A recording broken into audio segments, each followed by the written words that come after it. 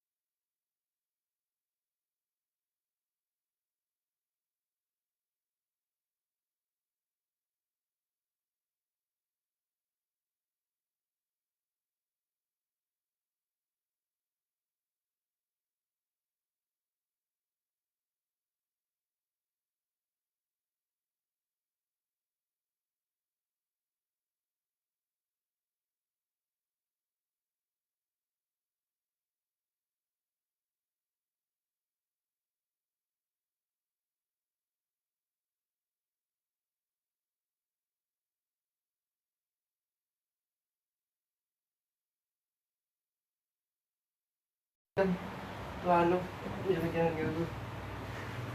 Enggak cantik kali. Sudah? Enggak cantik. Sudah? Sudah.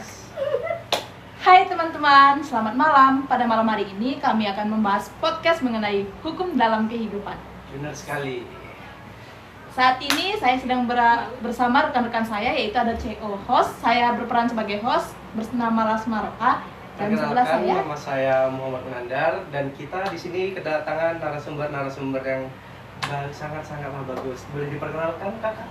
Halo, perkenalkan nama aku Suci Nurdela Sari. Nama aku Priscilla Angelika.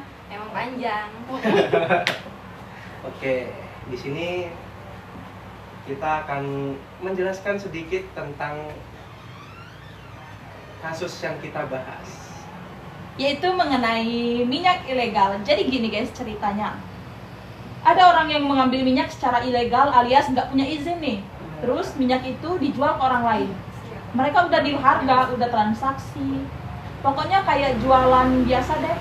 Tapi masalahnya barang yang dijual ini kegiatan ilegal. Jadi pertanyaannya, apakah kesepakatan mereka tetap dianggap sah menurut hukum dan di mata hukum? Atau enggak?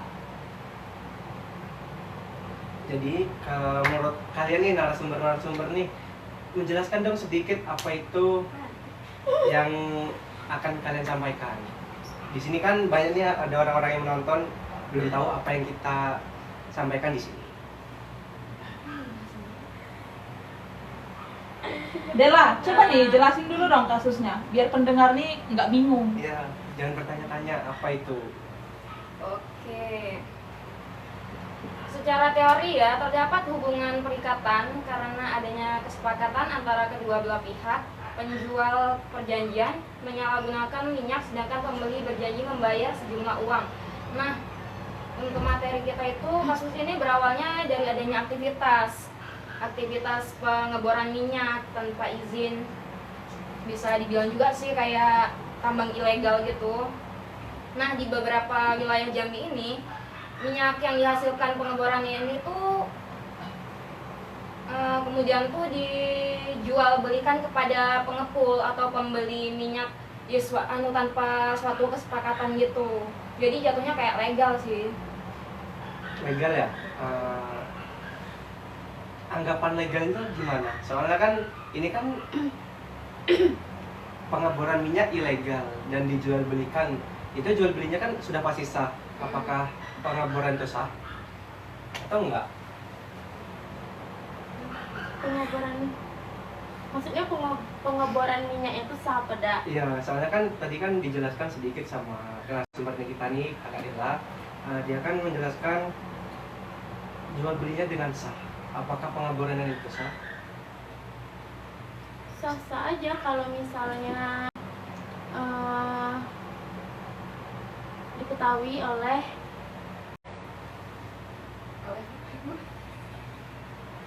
Oh, jadi gini ya, mungkin menurut kakaknya, jika kalau pengeboran itu dijalankan dan sah, berarti dia sudah memiliki izin.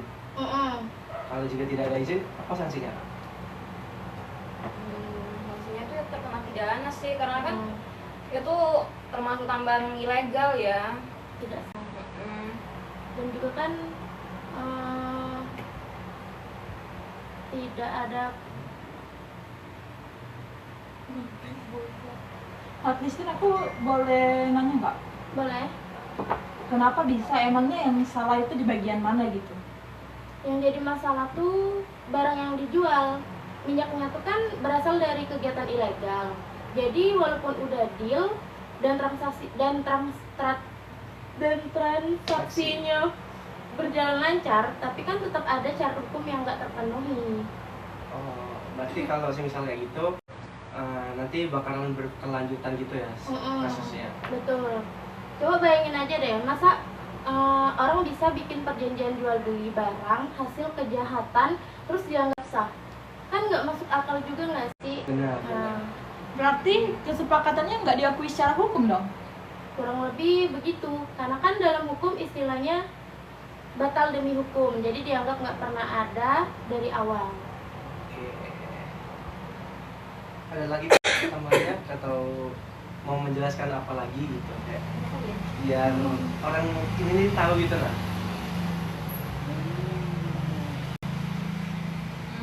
Apa lagi ya?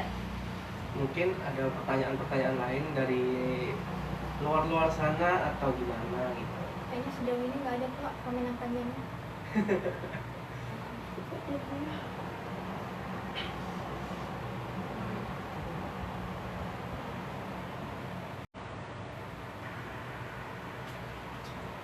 Baju coklat jomblo nggak? Siapa yang ngomong? Email. Baju coklat jomblo nggak pernah pacaran ini. Booking. Malam minggu Misalnya nih, aku sebagai pelaku pembeli minyak ilegal, kemudian nandarnya polisi, kita ketangkep.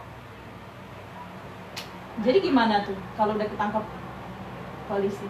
maksudnya kalian bersekongkol? Enggak gini, misal Kak Lasma nih jual minyak beli minyak ilegal dari si A misal. Terus saya menemukan dia transaksi dengan cara ilegal. Itu saya tangkap. Gimana selanjutnya? Apakah dia bakal dibawa ke mana terus diinterogasi atau apa menjalankan apa atau dalam pasal berapa gitu? Oh, masalah pasalnya ya ini. Kalau pasal mungkin kita sedikit ambigu ya karena kan pasal di Indonesia ini bukanlah sedikit. Oke, kita balas dulu komennya Amel. Amel, kami di sini ngebahas tentang itu minyak ilegal di Jambi, Mel. Gitu.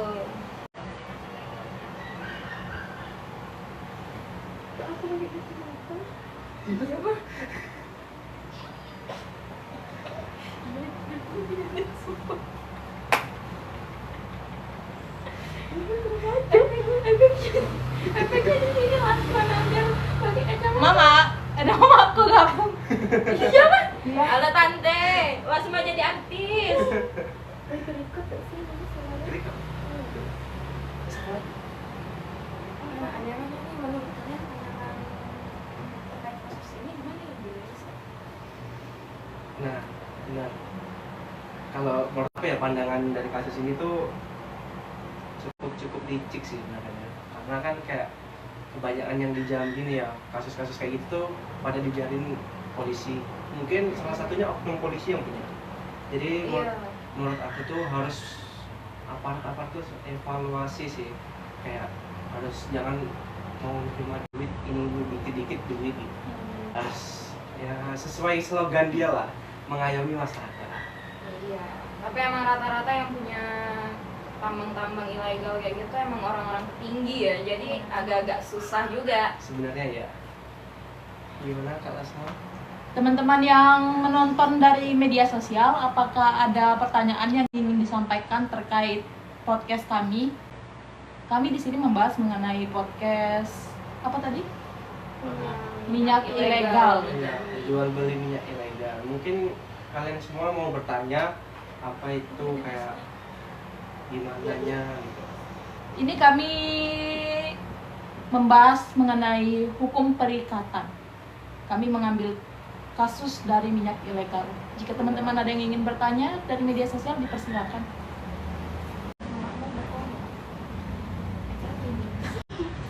Tante, kami acara kelompok ini tante, kami bikin podcast. Tap-tap layar tante ya. Kurang lebih tanya jawab lah tante. Untuk penyelesaian dari kasus ini apa? Nah, benar. Penyelesaiannya sih Untuk kasus ini, intinya kita jangan lihat dari uangnya aja, tapi setiap resiko, termasuk minyak ilegal ini tadi. Tentu ini melanggar hukum. Minyak ini Iya. secara ilegal. itu juga bisa merusak alam ya, soalnya kan tambang itu borannya dalam ya, dia merusak alam ya.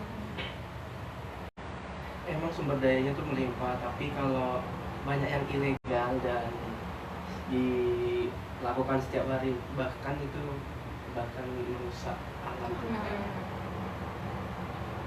Jatuhnya ada nggak ya ke hukum lingkungan gitu? Kayaknya ada sih ya. Pasti jatuh, pasti. Jatuhnya ke itu ya, hukum itu.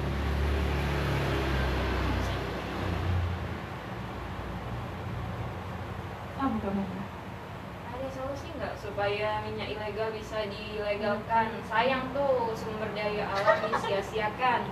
Ini mau jadi pelaku kan? Pasti bisa. Iya. Bisa karena kita kalau mau punya tambang kita harus punya izinnya, punya PT-nya, dan itu harus memiliki proses. Kalau mau tambang ilegal bisa, tapi ya sanksinya tuh pasti besar dan tidak disarankan gitu. Kalau dibilang untuk ilegalin bisa kok. Iya banyak. Batu bara juga banyak kok yang Iya. ilegal, apalagi minyak. Tanya dong. Di Jambi juga banyak kayaknya orang-orang yang jual minyak mentah terus nanti diolah gini-gini. Kan itu jatuhnya ilegal ya, dilarang. Apalagi minyak lagi mahal kan. Kecil lah. Aku ada pertanyaan nih. Coba kakak jelasin. Ilegal itu apa sih? Siapa tahu dari penonton ada yang tidak tahu. Ada yang tidak mengerti ilegal itu apa sih, Pak? Ya, perbedaan ilegal sama tidak ilegal itu apa? Kalau sependek pengetahuan saya, ilegal tuh barang-barang yang diperbolehkan untuk diperjualbelikan. Ada izin resminya gitu. Benar. Tapi kalau legal tuh Kalau tidak balik atau ilegal, gimana? Oh iya. kalau tidak ilegal itu berarti tidak punya izin gitu ya kayak? Maksudnya gitu. Sorry guys, kembali. Gak apa-apa. Oke. Adakah teman-teman yang ingin memberikan pertanyaan? Tapi kan katanya pemerintah melegalkan Tambang minyak, tapi kenapa sampai sekarang ada tindakan? Nah ya itu dia, karena ya pemerintahan di Indonesia ini nggak sebagus itu ya Bes. Jadi mau dibilang tambang mau dilegalkan itu kayaknya iming-iming aja dulu sih. Soalnya banyak Bukannya iming-iming juga yang nggak dilakukan ya. tapi kayaknya untuk dilegalkan tuh kayaknya sedikit kemungkinan guys. Berarti pemerintah itu termasuk omong kosong aja kan? Iya, kebanyakan sih begitu. Karena ya banyak kasus-kasus yang di belakangan ini kan juga kayak gitu. Kayak kemarin setahu saya di tanggal 3 tuh ada kasus PT Sani apa itu sama PT Putra kalau nggak salah, dia ada masalah kayak gitu juga. Banyak sih kasusnya.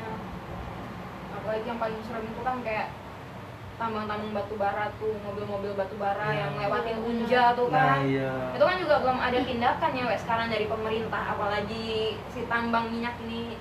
Tapi kan udah sempet ada isu tuh kak, jalan untuk khusus Iya. tambang batu bara itu. Yang jalur 2 itu ya, jalan 2 itu. Iya, tapi kok sampai sekarang belum terrealisasi sih kak. Ya begitulah pemerintah. Jadi jangan dipertanyakan tentang kapan dilegalkannya minyak sama pemerintah itu. Itu kayaknya cuma isu-isu sedikit aja.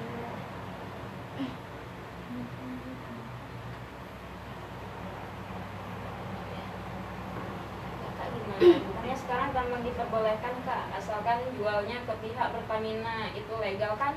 Menurut kakak gimana? Kan emang itu perjanjian dari dulu nggak sih setahu aku? Kalau nggak dilegalkan ke pihak Pertamina, gimana kita mau ngisi bensin guys?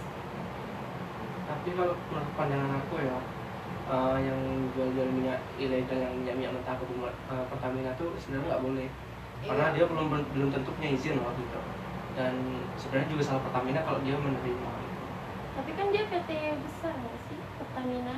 Ya walaupun PT besar, kalau yang masuk minyak tuh tanpa adanya resmi gitu, dia tetap kena.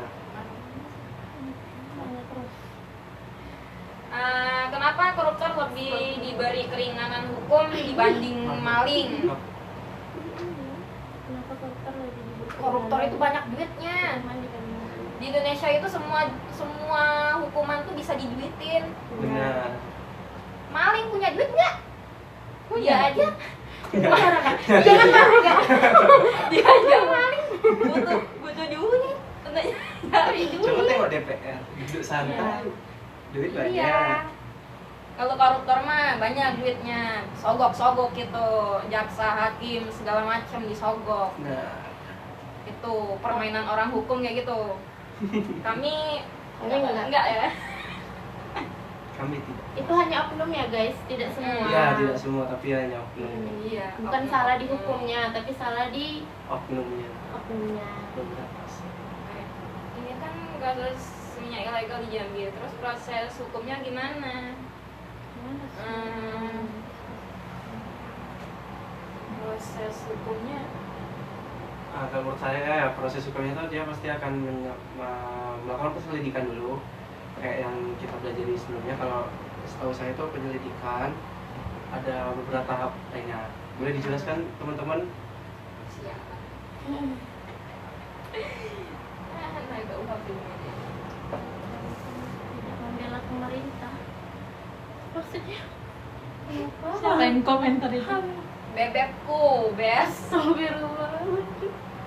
Kenapa orang tidak pernah membela pemerintah? Lihat dulu ya guys, pemerintahnya baik atau enggak. Kalau pemerintahnya salah, kenapa dibela?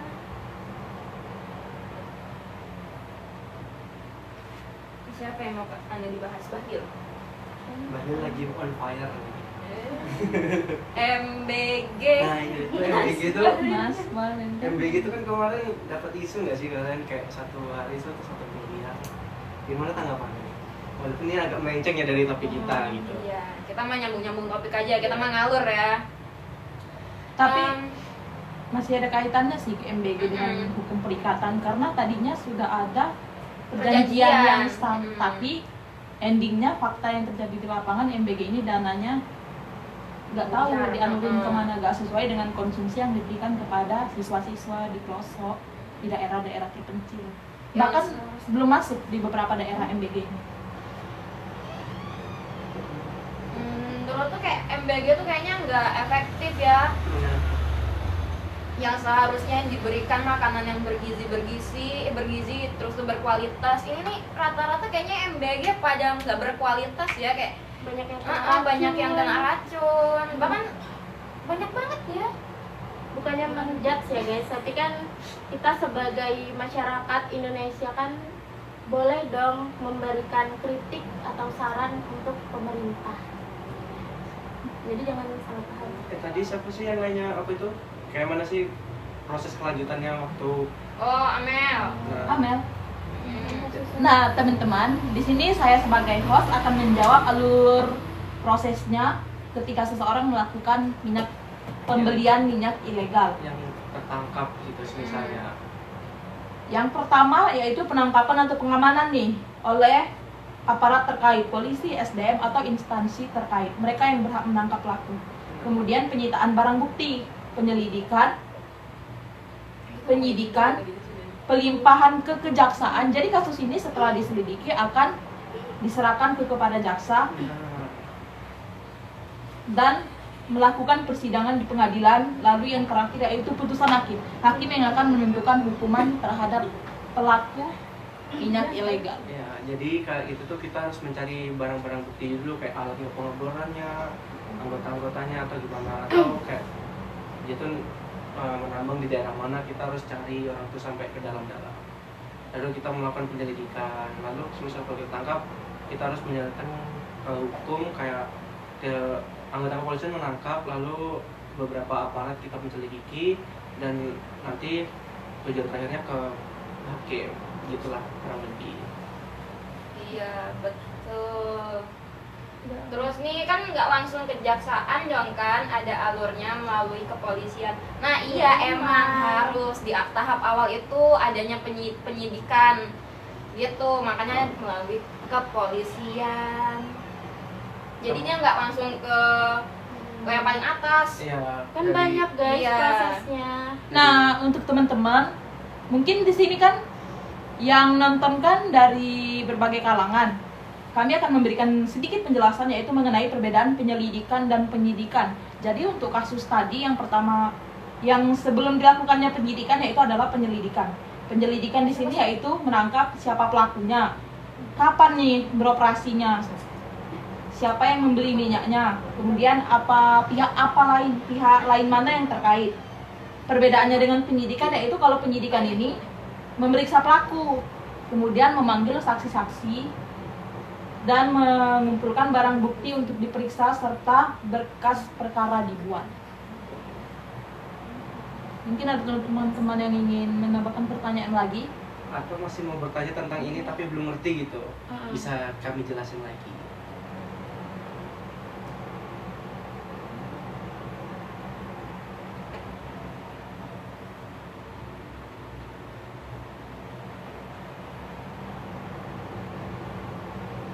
Ini MBG malah dilanjutin lagi nih.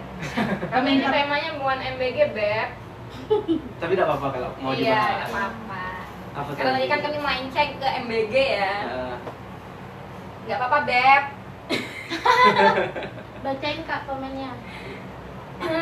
Itu kan yang kena racun bukan salah programnya, salah oknumnya, SPPG-nya, bukan berarti programnya yang salah. gini guys, di MBG itu pasti ada namanya orang yang orang gizi dah sih. Kita kan harus tetap Ahli cek gizi, ya, ahli ahli gizi. gizinya. Jadi kita tuh tetap harus cek food, cek kesehatan, dan kayak sayur-sayuran semua baku-bakunya itu pasti dicek satu-satu. Tidak mungkin dong kayak sayur busuk misalnya terus dimasak, kayak telur busuk atau itu dimasak untuk dikasih ke orang. Masa iya sih kayak gitu, dan melalui cek kayak gitu masih kena racun orang-orangnya, dan itu kan nggak sedikit.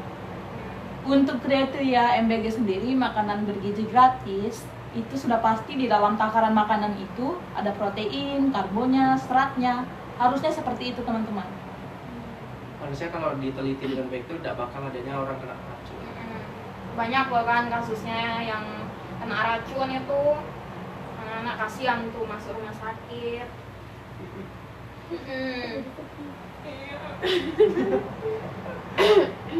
Apalagi nih yang mau dibahas? Tanya dong guys. Selain tentang minyak bisa juga. Tentang yang lainnya, Mhm. tapi kita fokus ke minyak. Iya, tapi kami terfokusnya ke minyak ya kak. Gak tahu kalau nanya harga minyak Pertamax sekarang mah nggak tahu belum ngisi minyak soalnya. Dolar naik guys. Mm-mm. Ya dolar naik, rupiah turun. 18.000 ya guys. naiknya nama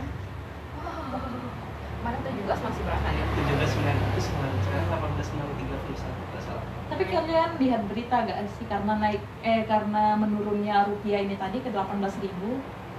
Jadi turis asing itu berbondong-bondong datang ke Indonesia Iya. untuk liburan. Iya, Di Bali kayak jeblek. ya rame banget. Ya karena Jujur. nengok nilai rupiah kita yang turun, pasti harga-harga nggak mungkin naik kan. Iya, Terus menurut turis kan dolar mereka kan naik, apalagi USD kan naik kan berapa 18.000 sekian, dan di Indonesia itu termasuk murah gitu loh. Iya. Jadi makanya turis-turis tuh banyak main ke Indonesia, terutama di Bali.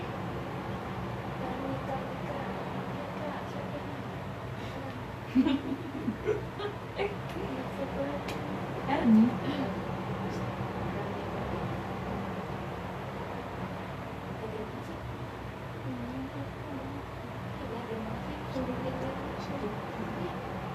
Teman-teman, sebelum kami mengakhiri podcast, kami akan menunggu pertanyaan dari teman-teman yang ingin bertanya mengenai hukum perikatan, mengenai wan prestasi, isomasi. Kita temanya one prestasi. Jadi Lupa. host aja lupa gitu ya. Hostnya sama ini juga lupa. Nah, Plan guys. Kak Cilak Udah adalah dapat wan prestasi itu apa sih menurut kalian? One Coba prestasi dong. itu apa? Berikan tanggapannya. Jelaskan secara singkat aja kak. Iya. One prestasi itu apa? Nah menurut Kak Dela dulu nih.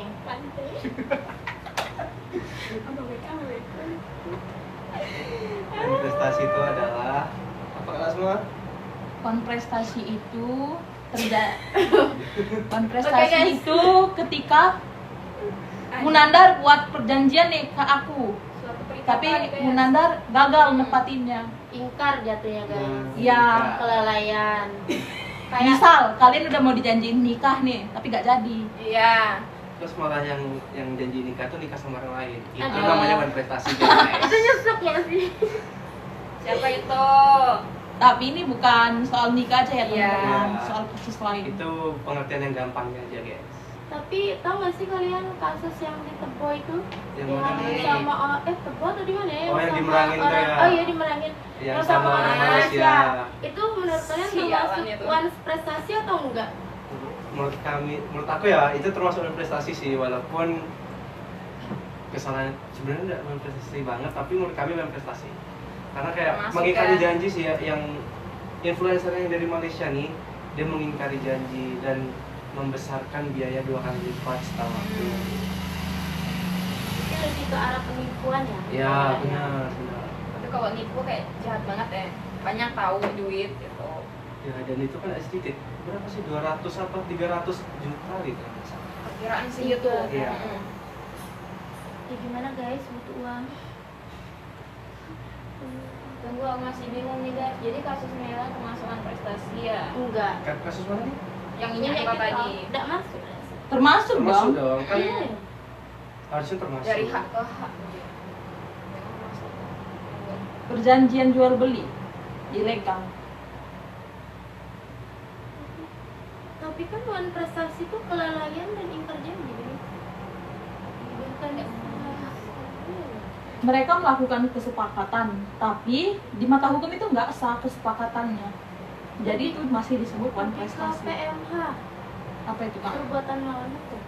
Iya, Itu nggak juga sih? masuk sih Bang. Lebih masuk ke situ sebenarnya, tapi kita kan mencocokkan logi ke wan prestasi. Udah berapa menit nih? Halo Kak Andri ini Itu kan. Jangan nanya ya.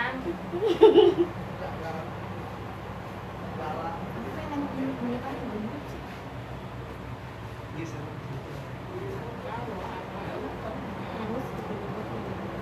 Ini lo berapa?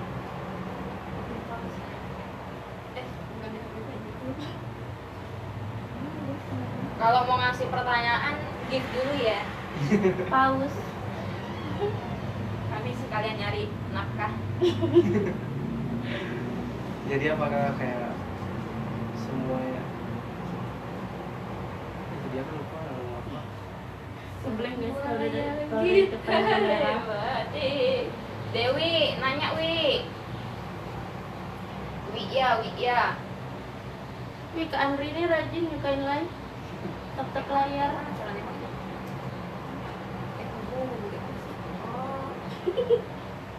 Udah berapa nih?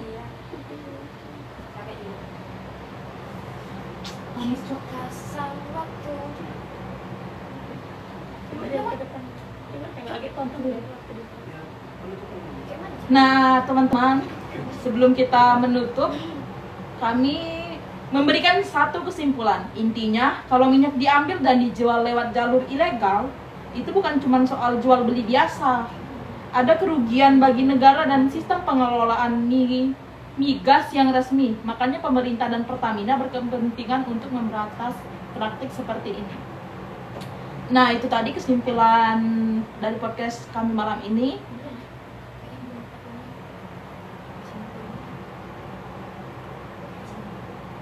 Mungkin teman-teman masih ada yang ingin bertanya, kami jawab. Bahas apa, Kak? Sebelum kami mengakhiri live ini, Bahas apa Kak? Kata Andri.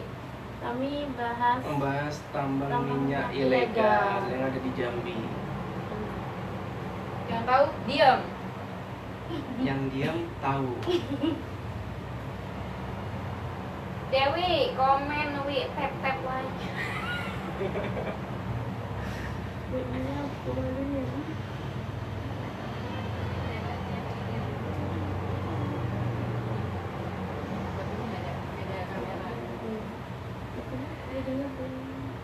Gitu apaan? Nah, kita tengok ya. bahas apa dari situ? Iya, tengok jamnya. Oh, 20 menit baru guys. 10 menit lagi deh, 10 menit lagi. Kita diam aja.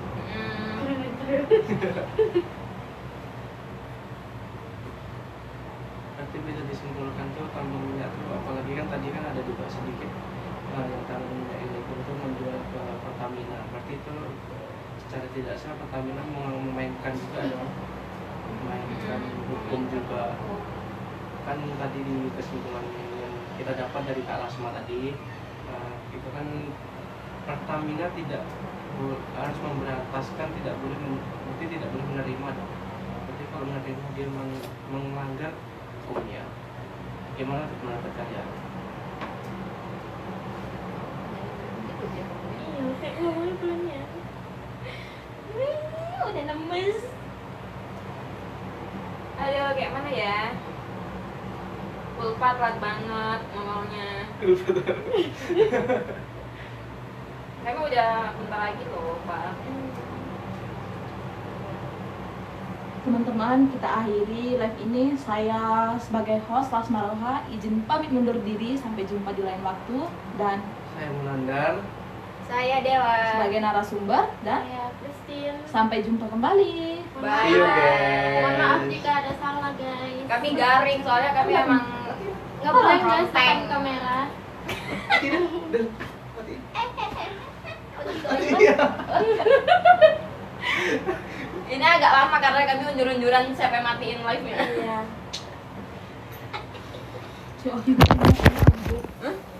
Anjir, ternyata masih pakai filter ya. Iya kan cuma sekali.